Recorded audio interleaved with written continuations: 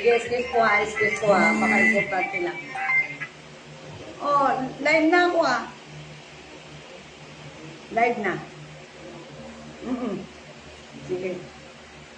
Ngayon natin, tawagan mo ako pag hindi. Salamat po sa mga naghahanap. So, since Halloween po, yes, praise God. Purihin ang Diyos na buhay. Nagpunta po kami kasi sa Patay. Sabi nila ngayon daw ang libing. Kaya, welcome po sa bahay-sambahan ng ating Panginoon. Tayo ay masaya sapagkat isa po ang ating Diyos. Iba-iba nga po ang ating church, but we have one God. So, talaga pong hindi kami nagbisita kasi medyo pagod. Salamat sa Panginoon sa katagumpayan ng anniversary. Talaga pong marami.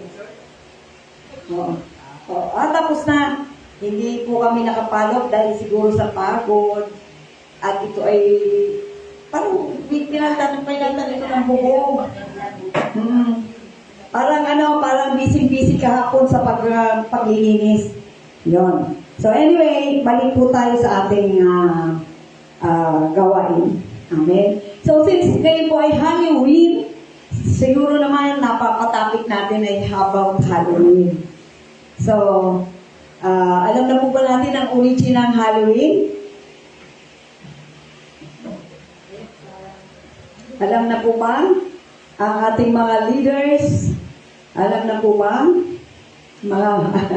Hindi, kasi patanong lang po naman yun sa akin para nagigising tayo. Minsan, yung pag umattend ako ng preaching, parang pagka siya dire-diretso ang salita, parang dire-diretso, hindi rin ako nagigising. Pero pag siya nagtanong, parang, ano nga pang sagot doon? Parang umiisip ako kahit pa paano. At pag tama ang sagot, umubulong ako. Pero, yun, kaya po ako nagtatanong.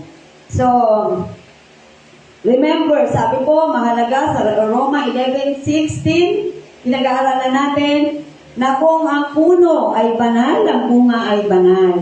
So, inihalin tulad po natin na kung ang simula ay banal, ang bunga nito ay banal. Ay paano kung ang pinagmulan ng Halloween o ng All Souls Day na pagko-costume at pagbibigayan ng mga usong laruan at yung ginagawa ng mga bata na binibili ng mga magulang, o paano pala kung ito ay galing sa isang Celtic o what do you call it? Pagan Celtic religion na namumuno po ay isang pari na anong tawag dito? Para maging tama ang pronunciation. Druids. Ayan, Druids. Priest, which is very evil and deceitful. Siya ay king at god of deceitful. Ayan. So, nakakawa nga po tayo talaga na talagang Kristiyano na ay talagang tayo ay nakiki-operate pa rin sa paglalaro at binibili pa nga po natin ang mga bata way back ng face ko lang anak ko, hindi naman tayo tatanggi. Binibilan ko sila ng pumpkin tsaka yung turutot dito. So, kahit naman yung aking kapwa born again, magsasama kami sa church, meron din sila. So, siguro sa habang nahuhukay ang salita ng Diyos, doon lang po tayo namumulat sa katotohanan. Sabi niya, napapahamak ang aking bayan dahil sa kulang sa karunungan. Ayan. So, ito po ay sinimulan ng isang Celtic tradition at sinabi na ito ay holiday. At ginaya po ni Satan na ang sabi niya, ang Christmas, buti nga po yung Christmas maraming nakakaalam, bagamat nagsiselebrate ng December, pero alam nila na ito ay September supposed to be. At ito din po ay nagsimula sa pagan, sa mga Roman na pagan na hindi rin na mga born again. Pero at least aware naman tayo. Aware tayo na it is supposed to be to discuss on September, but pinaano na lang natin ng December para sama-sama, but aware ang puso natin na talagang it is September ang tunay na kapanganakan Kaya ang Satanas, gumaya din, hindi patatalo, naglaan din siya ng holiday for Satan. Holiday for Christmas for the Jesus Christ. At holiday, di ba, buhay si Lord, at si Satan ay kamatayan. So talaga pong may logic ang Bible. Anyway, di po ba 11:16, lagi pinag-aaralan kung ang puno ay banal, ay ang root ay banal. Hallelujah po rin ng Diyos. Nagagamit natin, pinag-aaralan natin sa 16. Kaya matter po ang pinagmula ng bawat simula. Kaya nga sabi, bahagi tayo ng ang ating buhay ay malaki ang part ng pundasyon. Hindi man nakita ang building o sinong ninuno natin, pero nakikita ang kinabukasan, ang mga ugali, ang mga karamdaman, patuloy na naghihenerasyon, at ito ay, kung ikukumpara ay yung root ng buhay natin at root ng mga celebration natin. So, kailangan po natin na talagang may isa pang buhay. Kahit nag-iisa ka na namumuhay na hindi ka tumatangkilik sa Halloween, you should be stand. Hindi naman, kaya nga sabi ang Kristiyano, offensive. Di mo ba? Kontra sa gusto ng mundo. Kaya marami pong ayaw dumalo. Ayan po. At sabi nga po, ito ay, ang paniniwala daw po nila kasi, kaya magaling di magkwento, magaling di sila magkwento ha, ang bili po nila ay parang nagbase sa Isaiah 28:15. Nakikipagkasundo kami na may binabasihan, matatalino rin talaga, meron silang basihan ha. Isaiah 28:15. Nakikipagkasundo kami sa kamatayan para di kami mamatay. At nakikipagkasundo kami sa lugar ng mga patay para di kami madala roon. Kung kaya hindi kami napapahama kahit dumating ang sakuna na parang baha dahil kami ay umaasa na maliligtas sa pamagitan ng aming pagsisinungaling. Amen. So may basihan. Mga kapatid, may basihan. Makinig po tayo. Hindi po basta ito. 28 verse 15, Isaiah. Hindi po ito sadyang nagkuro-kuro ang gumawa. Ibig sabihin, it is biblical. Biblical na sila ay may basihan. Kaya walang ibang karunungan. Galing lahat sa Bible yan. Kaya napakatalino nga naman ang tao na nagbabasa ng salita ng Diyos. Kasi may basihan sila na sila nakikipagkasundo sa patay. Para ano? Para hindi sila gawin ng harm. O hindi sila mamatay agad. Kaya sabi nila, ang alam nila, ang pagitan ng spiritual world at physical world ay maikli. So, kung ito ay maliit lang, pwede sila, alam nilang harmful ang mga death, kaya sila ay nagpo-costume on their belief in the name of Jesus Christ. So, ito pati po ay sinabi ko nga sa inyo, may basihan na nakikipagkasundo sila sa kamatayan para hindi sila maapektuhan o mamatay. At sabi, para hindi kami mapahama kahit sa dumating na sakuna na parang baha dahil kami ay maliligtas sa pamagitan ng pag-costume o mga pagsunod sa kasinungalingan. Yan po, gusto ba natin na kapwa Kristiyano, kababayan, ay nakakapagsamba isang araw na bonggang-bongga kay Satanas? So siguro naman lahat tayo ay may burden. Siguro naman lahat tayo ay nalulukot, nananalangin, at talagang nag-share ng buong tapang na huwag kayong mag-celebrate kasi palalim ay palalim ang kasamaan ng mundo. Palalim ang disgrasya. Ang palalim ang sakuna. Palalim ang paglayo sa Panginoon. Sinong aasahan ng Diyos para tayo ay magtanim born again? Kaya maging busy po tayo sa paghayo, maging busy, kaya lang pag tumatanda ka medyo inaantok-antok ka. Kaya maganda talaga mamana ng mga umahayo, mga bata-bata. May momentum sila. Gustuin man natin, basta pag napagod, mananalangin na lang po ako, Lord, kasi pagod na ako. No, di ba? Gusto natin mag-follow up. Pagod na rin po ako. So, we ask the strength, and we ask na matuturuan para maipasa ang henerasyon na huwag naman nating hayaang sampahin ng dadating na henerasyon ang demonyo. Amen? At sila naman ay may basihan, hindi mo sila pwede i-question. Dahil nga sila ay para hindi mapahamak, they were accustomed na talagang warlock, talagang divinasyon, neocromancy, at talagang sila ay ano. At paano naman mai-display na isang Kristiyano na siya'y may liwanag, kapatid?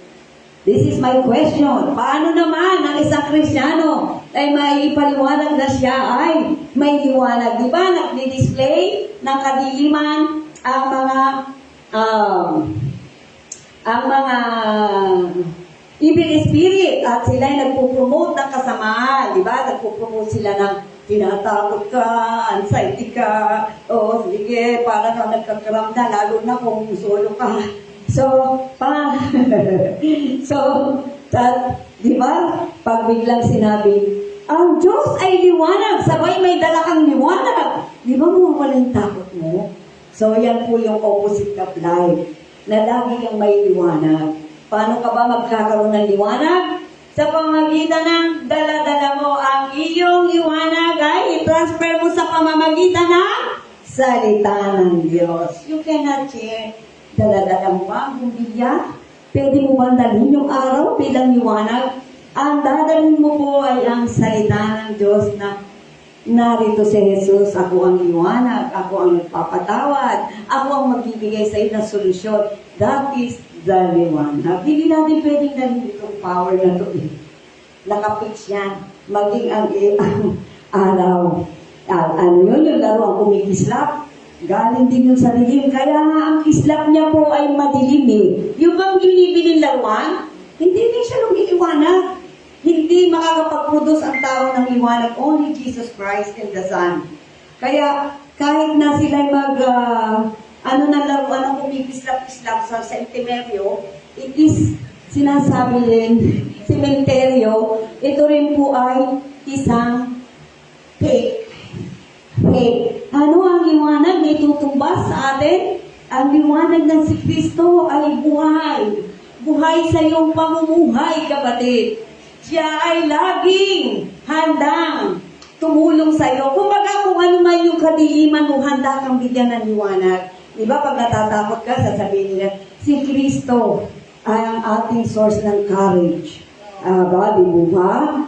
Si Kristo ay sapat-sapat. Subukan mo ng kapatid dati. So, yun yung mga liwanag na pwede natin i-share na ako ang nagbibigay ng pagkain. Ako ang nagbibigay ng joy, kapayapaan. At pag sinabi mo naman talaga yon at talaga naman nasa uwisyo ang tao, they believe.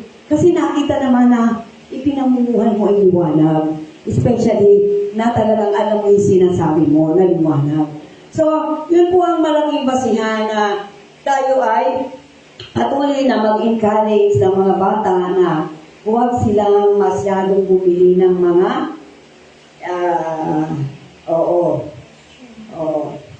At meron pa pong isang pandaraya dito ang Panginoon. Sabi, ang ito daw na Halloween ay pwede rin isang Pasko na nagliligtas.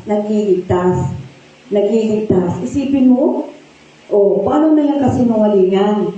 Ang sabi nga, ipagdadasal pa nila muli. Tama naman, ang Espiritu hindi namamatay. Ito ay nakakabalik hanggang sa start kasi ito'y walang hanggan, walang simula, walang katapusan. At pwede naman talaga. Pero wala naman sa Bible na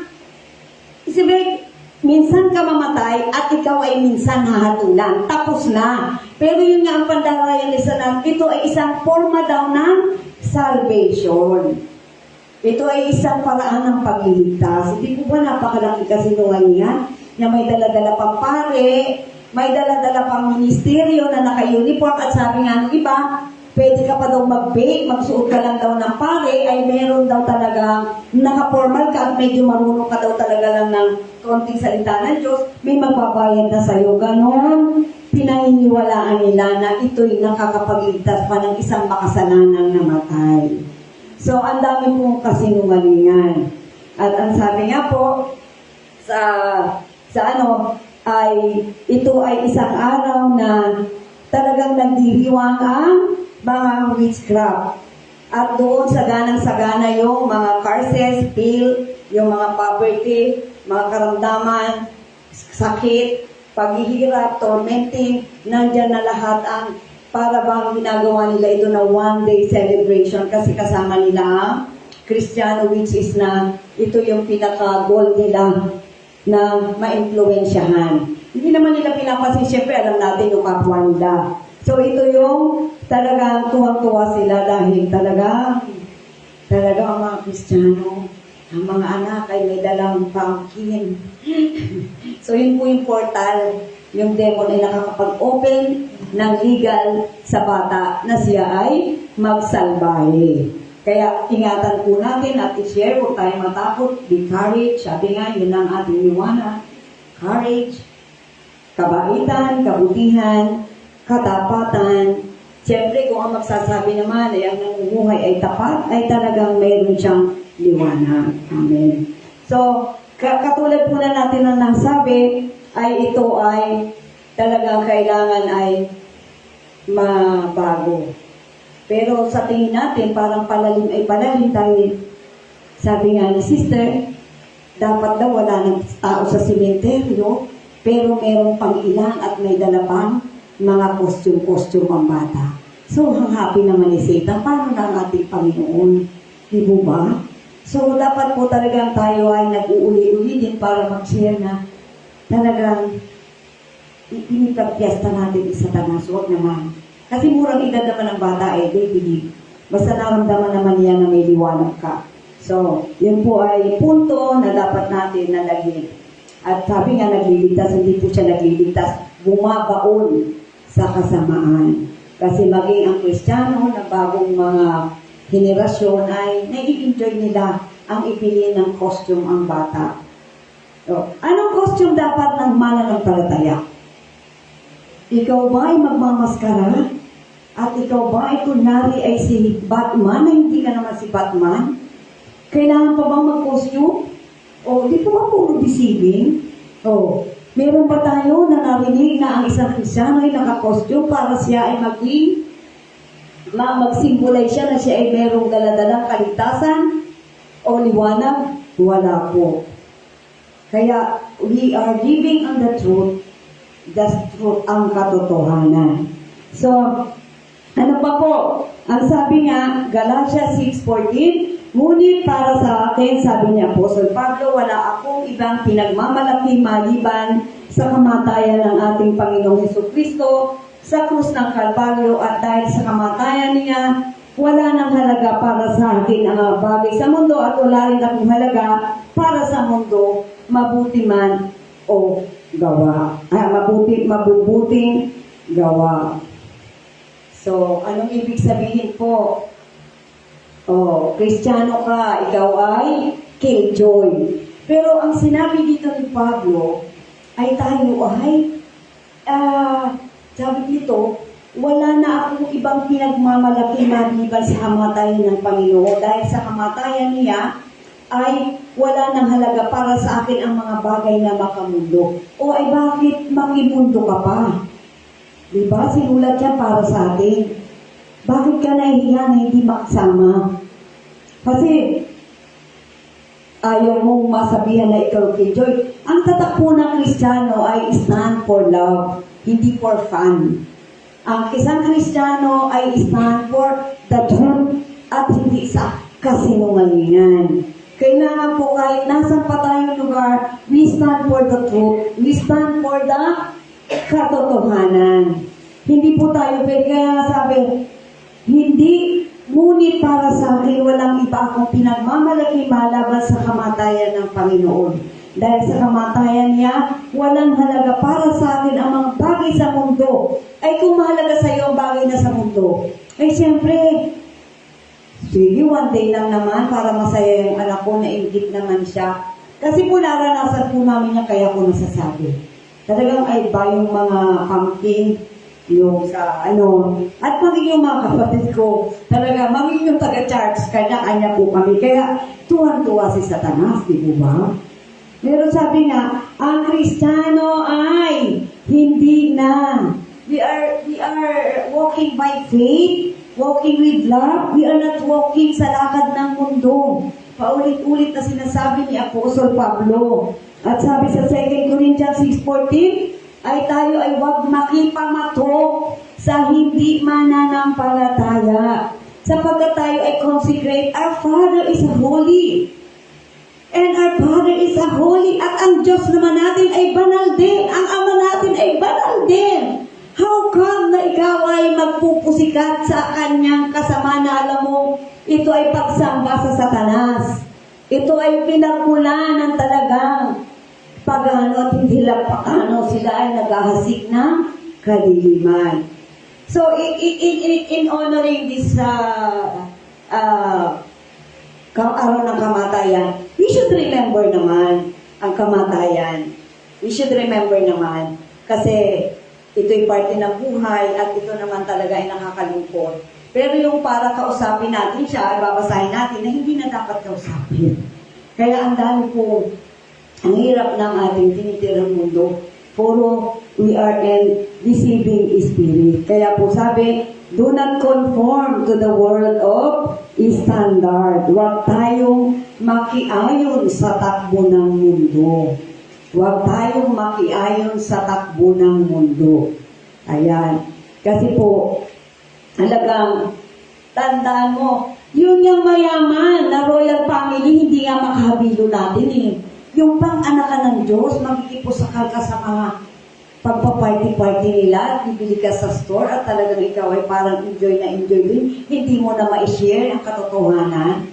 Yun ang punto po natin dito, na tayo ay may amang banal at tayo ay may Diyos na banal. Ama at Diyos na banal. Kaya we consecrate our life at ang ating layunin ay only to share the gospel.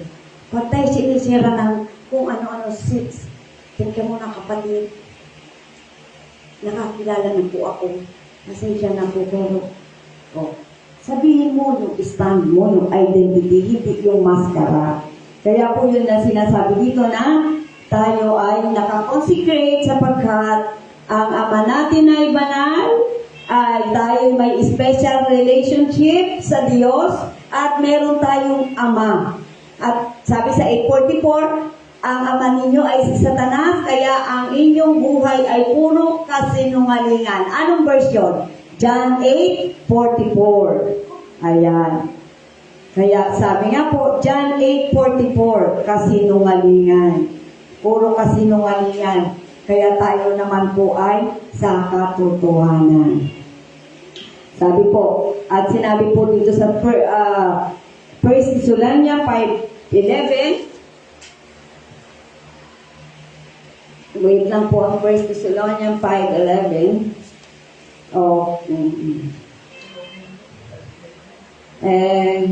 Ewan ko rin po kung sino pa yung mga Kristiyano na tuwan-tuwa sa sita na nakikiselebrate ng pagbili-bili ng pumpkin o kaya ng turutot na, ano ba yung tawag doon? Yung parang, yung parang sombrero o kaya yung black cap, di ba?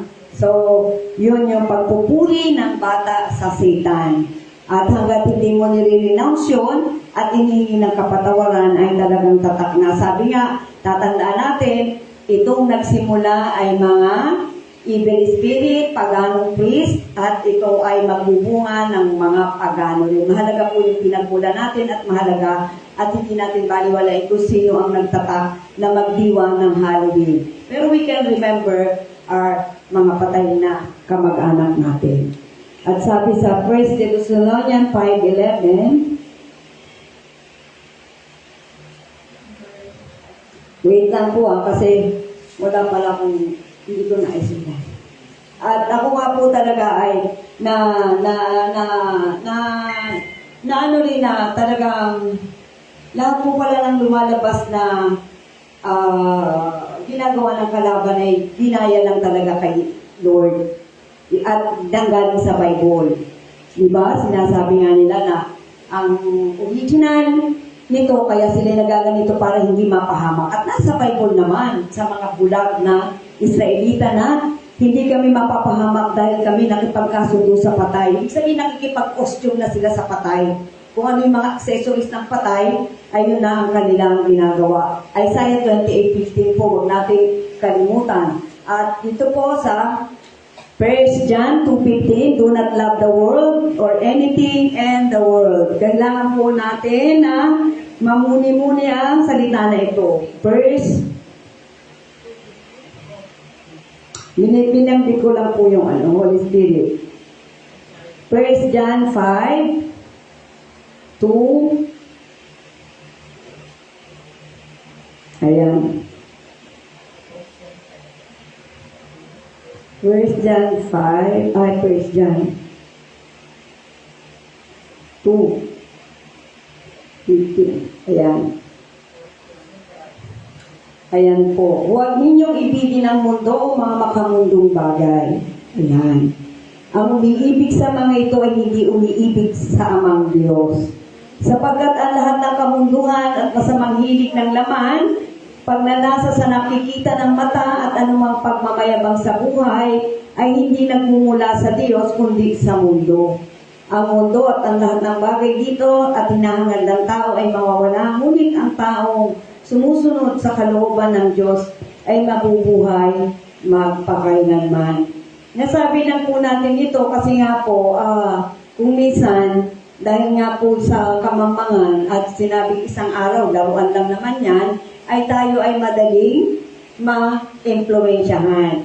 Pero sinasabi po dito na ito isang araw na pagsasamba kay Satanas at ang consequences po ay habang buhay. Kaya minsan po mahirap ma-deliver ang isang tao.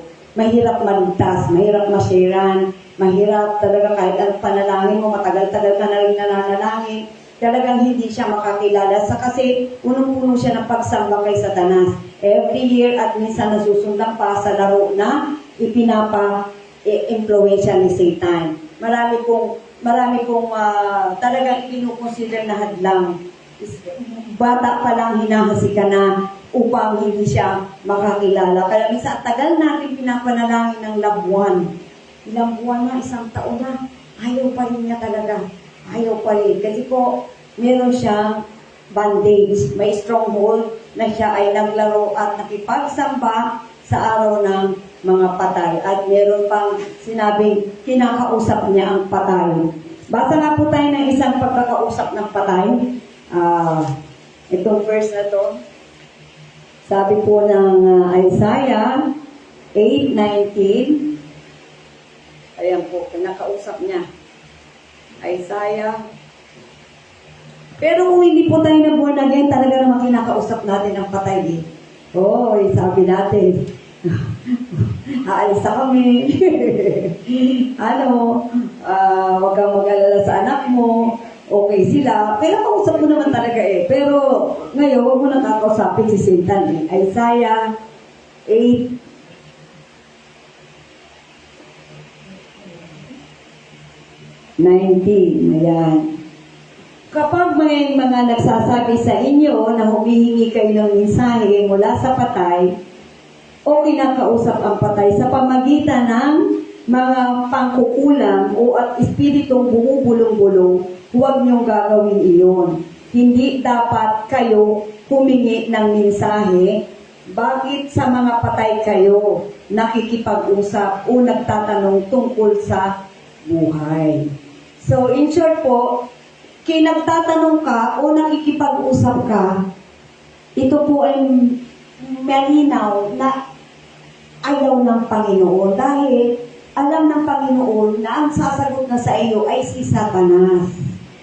Alam ng Panginoon na mabubuksan ang puso mo, ang isip mo sa boses ni Satanas. Kasi nagtatanong ka umuusap ka natural, sasagot si Satanas. Anong kasalanan mo dito? Siya nagtatanong siya nag-uusap sa akin totoo sasagot ako, talagang makakapasok ako sa kanya.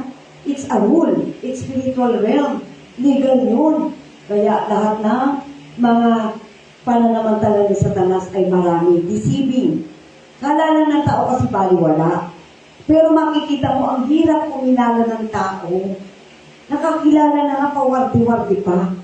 Nandun na nga yung sinasabi mo na ganun pa rin. Hindi nababago dahil ang dami nga portal na nakapasok pa mula bata. Pagmula bata ay nakikipag-usap sa patay. Siyempre, ang sagot ng patay, pumasok na sa kanyang puso't espiritu, meron na siyang marka. At yun ay hindi na mapapabayaan nito dahil namatay naman ang Panginoon para iligtas anak. Pero ang tagal nga, ang tagal. At ibo, sabi sa 17, hindi lang ako ay nananalangin para sa mananampalataya, ipinapanalangin ko rin ang mga bagay na taong mananampalataya. Kaya ang Panginoon ay hindi tumitigil mag-intercede sa John 17 po. Hanapin po natin John 17. Di po ba, namimit natin yun na hindi lang Ama, pinapanalangin ko sa iyo ay ang mga mananampalataya na pinili mo. Ipinapanalangin ko pa rin po yung marating na mananalig sa iyo. Sapagkat nakatalaga kay Lord ang mga mananalig, pero naaantala sapagkat maraming ang pinagdadaanan ang tao. Ako ba, kung hindi tayo nananampalataya, nakikipag-usap po ako sa patay. Dahil sa desperado mo, hihingi ka na nga minsan ng tulog, gabi. Ay, wala. Dalhin mo naman yung mga problema ko.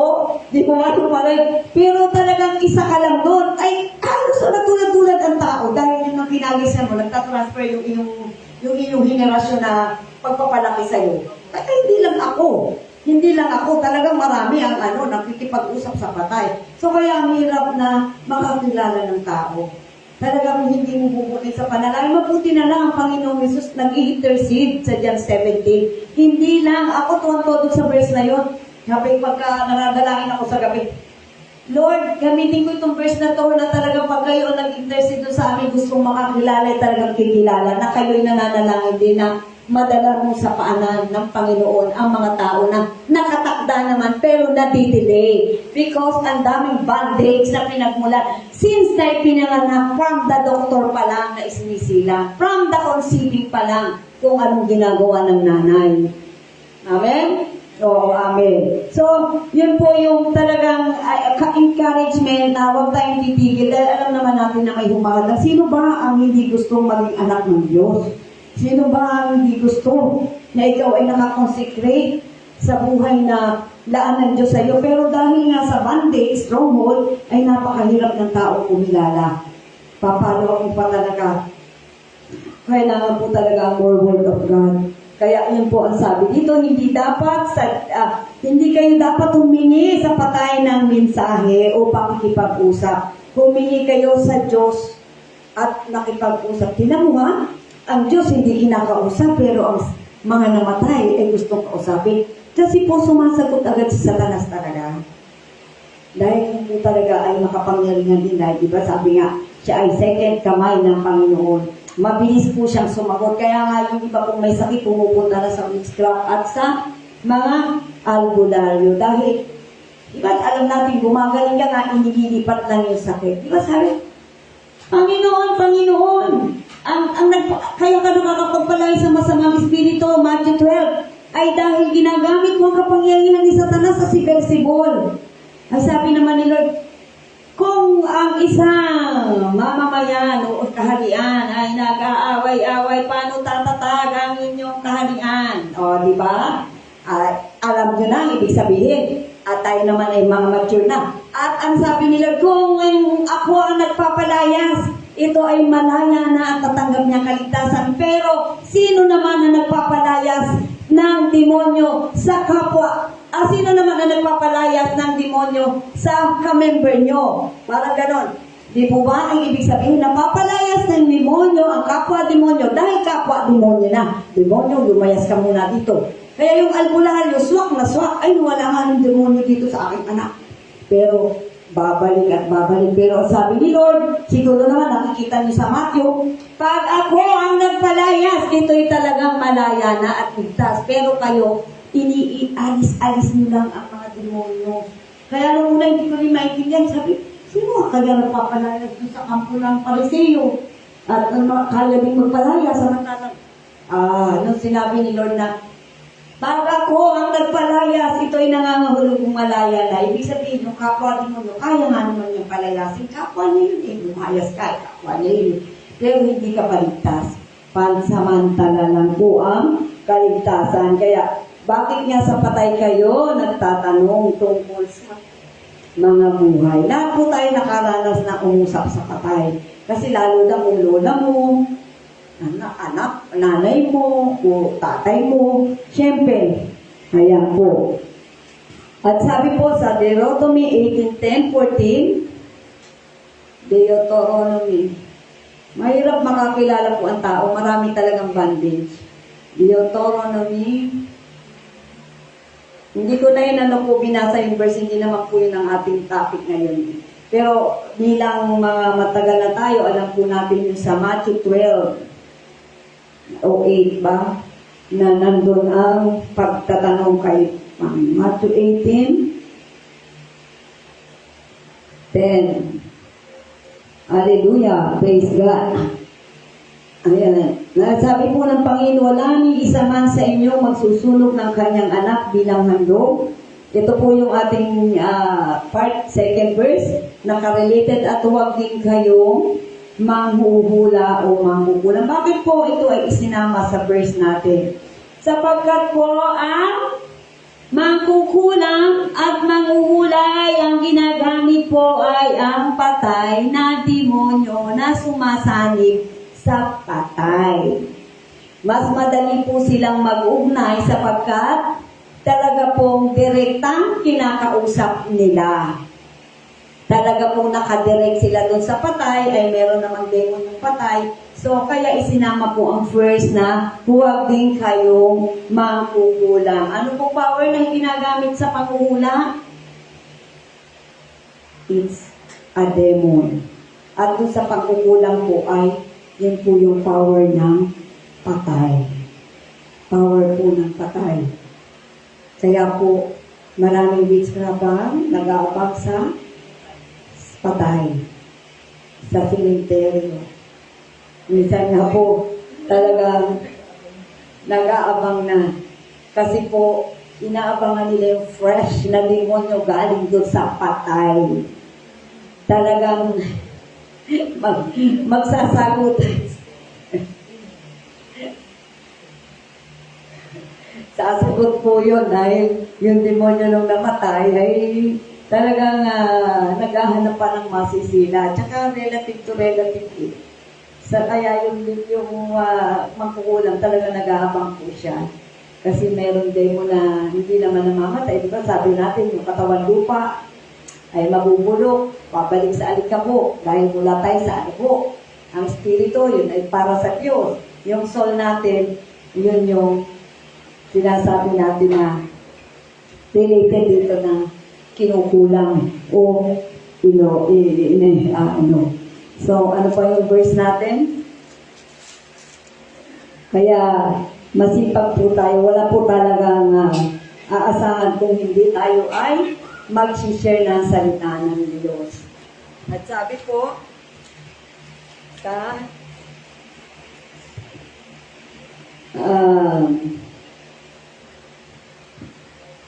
ayan po, bakit po hindi tayo pwede makipag-participate sa mga Halloween or kumausap sa patay? Ang sabi po ay dahil namumuhay na tayo sa liwanag, ano po ba ang kamatayan? Anong pinamumuhay nila? Siyempre kadiliman. Kadiliman. Kaya nga sabi, umisip ka lang ng mga bagay na i-picture mo lang yung kadiliman, si Satan, yung mga takot, yung anxiety, yung fear, talagang manginginig ka na. Pero pag sinabi mo ang katotohanan, God is light, God is more powerful than the darkness, at yung courage, honesty, kindness, yung mga bunga ng Holy Spirit, yun ang liwanag. Hindi natin pwedeng ma-illustrate ang liwanag dahil ang ilaw din natin dalhin ay ang darkness. Marami silang pandaraya. Andyan yung manika, andyan yung tawag doon, yung sombrero na itim, andyan yung pusang itim, nandyan yung maskarang incredible, or hindi tayo dapat nagmamaskara ng ganyan. Sapat na ang identity natin na anak tayo ng Diyos. Sapat na tayo na talagang consecrate na tayo special relationship to our Father and to our God. It is Father and Jesus Christ through the Holy Spirit in Jesus' name. Kaya sabi dito na mamuhay na tayo sa liwanag, dapat ay may pagpipigil tayo sa sarili. Gawin natin bilang panangga sa dibdib ang pananampalataya. Ayan. Dapat po ang ipinamumuhay ay walk by faith. Walk by faith. Dapat po ay walk by faith, hindi walk by mundo. Walk by mundo. Kaya kung titingnan nyo nga po talagang Kristiyano, meron nga po mga binibili pa rin sila ng mga, sabi mo, laruan lang naman yan eh. Talagang nagpapakagulat, gano'n. Laruan lang yan. Eh, wise nga si Satan, eh, deceiving nga eh. Doon na nga siya makaka-influence. Oo, makakapasok. Doon na nga siya matatouch. Ito na nga yung kagamitan niya eh. Ito na nga yung accessories niya eh. Laruan nga yan eh. Sabi nga siya ay angel, pero siya ay kadiliman. So walk with faith, walk with love, at bilang helmet natin, ang pag-asa natin sa pagliligtas sa atin ay ang Diyos. Sapagkat hindi tayo tinalaga ng Diyos para sa kaparusahan, kundi sa pagtatamo ng kaligtasan sa pamagitan ng ating Panginoong Jesucristo. Napatay siya para sa atin, para kahit buhay pa tayo, patay na sa pagbabalik niya, ay mabubuhay tayo sa piling niya. Purihin natin ang Diyos. So, may children of light, may children of darkness. Bilang Kristiyano po, ano po ang pwede natin gawin para tayo ay talagang mapalaganap at hindi malumalim ang paghasik ng kadiliman sa bawat bata. Bata pa naman ang hinahasikan. Kaya paglaki, pag teenager, ay ang hirap ng share na salita ng Diyos. Pati bata umaayaw na, parang gusto ng drawing. Pag puro word na, parang upset mo na ako. So, at least po, alam natin yung dahilan na talagang parang ano. So, para po sa akin talaga, ang aking conclusion sa aking tungkol sa All Saints Day. So, talagang mag-uuli. I have to go in the cemetery and to proclaim the Word of God. Kaya lang, hindi na nga natin na pagplanuhan because madali naman kumbinsihin ang bata eh. Ang bata ay madaling kumbinsihin kaysa matanda. Pag naipakita mo sa kanya na talagang totoo ang sinasabi mo, iiwanan niya at matatakot siya doon. Sapagkat ang bata talaga ay mapaniwalain. Kaya lang, wala naman nagsishare, nakiki-enjoy pa ang mga nanay. Wow, ang ganda naman ang laruan mo. Amen.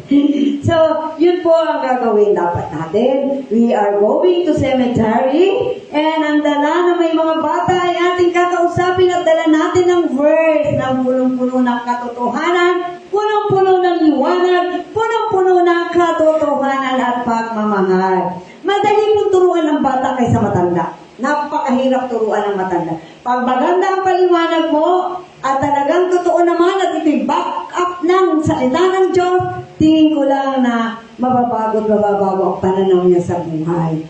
Kung every year ay tayo nag-grow sa cemetery and proclaim the good news about Jesus Christ is totoong Diyos at yan ay deceiving spirit, I believe na it's turned to victory ang buhay ng mga bata. Kaya yun po, madali pong i-share, hindi ka tulad ng matanda, busy, umay na ako dyan. Kasi, bakit sila umay na umay? Bulag na. Talagang, punong-puno na ng kasalanan. Ayaw na niya mapag-usapan ang kabutihan, hindi niya na makayanan. Kaya kailangan niya i-cast out ang lahat ng kasamaan. Doon na po tayo magtatapos at maraming pong salamat sa Panginoon at yun lang naman po ang ating Ang Panginoon ay ilaw at paano natin makakaroon tayo ng physical transformation ng ilaw? Di po ba sila nagagamit ng pumpkin, ng maskara, ng pusang itim? Tayo po ay itatransfer natin ang buhay ng Panginoon sa pamamagitan ng salita at Amen. Palakpakan natin ang Diyos. Hallelujah. Opo. So, tayo po ay gugo sa cemetery next year at talagang we proclaim the good news about Jesus Christ the Nazareth. And talaga pong madaling turuan ng bata sa biyaya ng Diyos po kaysa matatanda. Hallelujah. Purihin ang Diyos. Salamat po in Jesus' name. So, huwag na po tayo ng tithes. Tayo na po manalangin. Si ate po. Huwag na po tayo naman yan. Ano parang sabi nga nila, Bible na lang. Sabi ko, meron din naman akong online. And we thank you for my online. And thank you for my online. And thank you, Lord, in Jesus' name. Hallelujah. Nakaka-inspire din po yung My Online. Sila po yung tumulong sa atin sa anniversary, sa handaan. Salamat po, Pastora, si Mother. Ngayon naman po, aawit po muna tayo. Aawit na muna tayo. Isa lang. Lahat po ay tumayo tapos mag-pray na tayo. Good thing. Ay, salamat eh. Dahil tayo ay nakarinig ka ng salita ng Diyos, di ba? O ikaw, alam mo yun. Sige, give thanks. Alam natin. Yes, Lord. Sige po, awit tayo ng give thanks. Give thanks with a grateful heart. Give thanks to the Holy One. Give thanks because He's given Jesus Christ, His Son. Give thanks with a grateful heart. Give thanks to the Holy One. Give thanks because it's given Jesus Christ, His Son. And now let the weak say, I am strong. Let the poor say, I am rich. Because of God, the Lord has done for us. Give thanks. Okay, salamat po Panginoon sa mga dumalo. Salamat po sa hininga ng buhay sa bawat anak, sa bawat pamilya. Without your life, wala kaming buhay. Salamat sa iyong salita, Panginoon, na nagbibigay buhay. Talagang nandun na ang katotohanan. And Lord, we pray and thank you na patuloy mo kaming binibigyan ng kalakasan at patuloy na iniingatan laban sa karamdaman. Maging ang online, mga kapatid ko, sister, pamangkin, we pray na ingatan niyo po laban sa anumang kapamakan. In Jesus' name, mga anak-anak namin at kami, ingatan niyo po laban sa anumang karamdaman. At dalangin ko po na patayin mo po ang pagnanasa ng yaman, ang mga bagay na makakapaghiwalay sa iyo, sa bawat anak, pamilya namin na narito, buhayin niyo po ang Santong Espiritu at submit ang mga buhay nila. Yun po ang aming panalangin sa aming mga anak sa pangalan ni Jesus. Lord, pagpalain niyo po ang mga pangailangan, padala ka po ng mga tutulong sa amin at anong mga hadlang ng kalaban ay we command to come out and nullify in Jesus' name. Let your gospel be increased. Ang mga mananampalataya ay laging mangaral ng salita ng Diyos sapagkat ito ang glory ng Panginoon. Salamat po. In Jesus' name, Amen. Amen. Thank you, Lord. Salamat. Meron dun danggit, tsaka yung kanin. Pakain muna kayo, kain muna kayo. Oh. Ano lang, sabihin mo lang ate, papasok ka kasi nagugulat yun. Pinilito niya na, kumain na kayo. Ay. Kumain muna tayo, mabilis na mabilis. Sige po, maraming salamat po. Kay